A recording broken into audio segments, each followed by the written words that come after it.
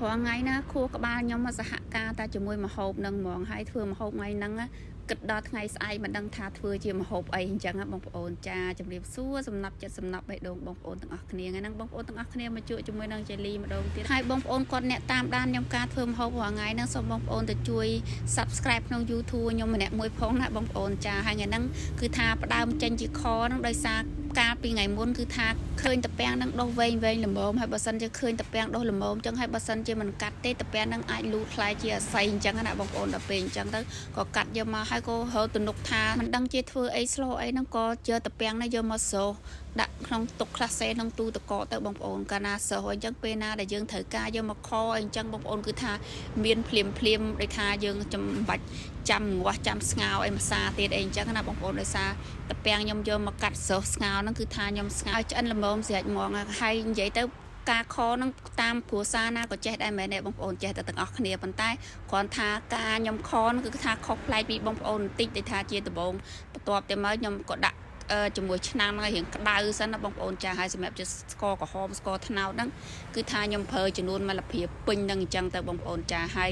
ដែលពិសេសជាងគេហ្នឹងគឺថាខ្ញុំបន្ថែមដាក់ជាមួយឈើអែមអញ្ចឹងបងប្អូនចាមានជាមួយឈើអែមជាមួយនឹងខ្ទឹមសហ្នឹងគឺថាខ្ញុំបានលីងចូលមួយគ្នាអញ្ចឹងឲ្យឈ្ងុយអញ្ចឹងណាបងប្អូនចាហើយក៏បន្ថែមម្រេចបន្ថែមទឹកត្រីអីអញ្ចឹងទៅលីងបើនិយាយទៅលីងឲ្យរៀងឈ្ងុយឲ្យឡើងឈ្ងុយហ្មងដល់ពេលបន្ទាប់ទៀតមកខ្ញុំក៏ដាក់សាច់ចូលទៅបងប្អូនចាសម្រាប់ជាការខ្ញុំប្រើជាមួយសាច់ហ្នឹងគឺថាខ្ញុំប្រើជាមួយសាច់ស្មាមុខក៏សាច់ស្មានោះហ្នឹងគេហៅថាជាសាច់ចៃឡាំងអញ្ចឹងបងប្អូនគឺថាសាច់ហ្នឹងពេលដែលយើងយកមកប្រឡាក់ក៏ឆ្ងាញ់យកមកខក៏ឆ្ងាញ់បើនិយាយទៅយកមកឆាក៏ឆ្ងាញ់បើនិយាយទៅសាច់នឹងដូចថាមកជាតិសាច់ជ្រូកគឺថាសាច់ចៃឡាំងហ្នឹងគឺថាឆ្ងាញ់ជាងគេហើយខ្ញុំខសាច់គឺថាប្រើចំនួនសាច់កន្លះគីឡូដល់ពេលបន្ទាប់យើងចាក់សាច់ចូលហើយអញ្ចឹងទៅក៏កូរច្បល់ឲ្យសព្វអញ្ចឹងដើម្បីឲ្យគ្រឿងឲ្យស្ករឲ្យខាំ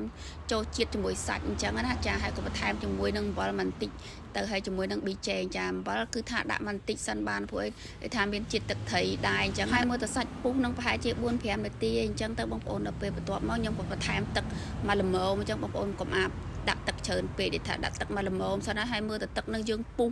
មកសន្ទុះអីចឹងទៅក៏បន្ថែមដាក់ជាមួយពងទាថែមទៀតហើយងាស់ជាមួយពងទានិងសាច់ឲ្យបានមកសន្ទុះអីទៀតអីចឹងណាបងប្អូនដល់ពេលនិយាយទៅគ្រាន់តែបើកកម៉ូបឆ្នាំងមកពីថាជះក្លិនឈ្ងុយឈើអែមគឺថាឡើងឈ្ងុយមែនតើថាមើលទៅល្មមហើយអញ្ចឹងទៅខ្ញុំក៏ចាក់ជាមួយតាពាំងនឹងចូលទៅបងប្អូនគឺថាតាពាំងនឹងនិយាយរួមគឺថាមិនបាច់អីយូរដូចជាការយើងប្រើជាមួយតាពាំងស្រស់ហើយទេចាហើយក៏ដាក់តាពាំងចូលទៅហើយក៏ចាក់ទឹកនឹងដូចថាមកល្មមដូចថាចង់បានទឹកប៉ុណ្ណាអញ្ចឹងក៏ចាក់ឲ្យហើយអញ្ចឹងទៅបងប្អូនចាហើយគឺថាមិនបាច់កោមិនបាច់អីទេគឺដាក់តាពាំងលើនឹងទៅគឺនិយាយរួមគឺថាងាស់ងុំជាមួយសាច់ខសាច់តាពាំងពងទាចូលគ្នាអញ្ចឹងណាបងប្អូនហើយការខ្ញុំងាស់ហ្នឹងគឺថាខ្ញុំបើកភ្លើងល្មមទេអត់បខំភ្លើងទេកាលណាតែបខំភ្លើងពេកដូចថាសឡរបស់យើងនឹងคล้ายទៅជារីងអញ្ចឹងណាបងប្អូនចាហើយមើលទៅងាស់បានមកល្មមគិតថាប្រហែលជាឆ្អិនសពគ្នាអស់អញ្ចឹងទៅបងប្អូនដល់ពេលក៏បើកអញ្ចឹងក៏កោច្បល់សពអញ្ចឹងក៏ភ្លក់មើលទៅរៀងសតុនទីក៏ថែមជាមួយអំបិលថែមបន្តិចទៀតអីអញ្ចឹងទៅបងប្អូនចាហើយបើនិយាយទៅខប៉ុណ្ណឹងបើនិយាយទៅបងប្អូនគឺថាមកល្មមឆ្ងាញ់ដូចថាចូលជាតិគ្នាជាមួយតាពាំងជាមួយសាច់ជាមួយពងទាគឺថាងុំចូលគ្នាបានល្អបងប្អូនចាហើយអរគុណបងប្អូនជូនពរហេង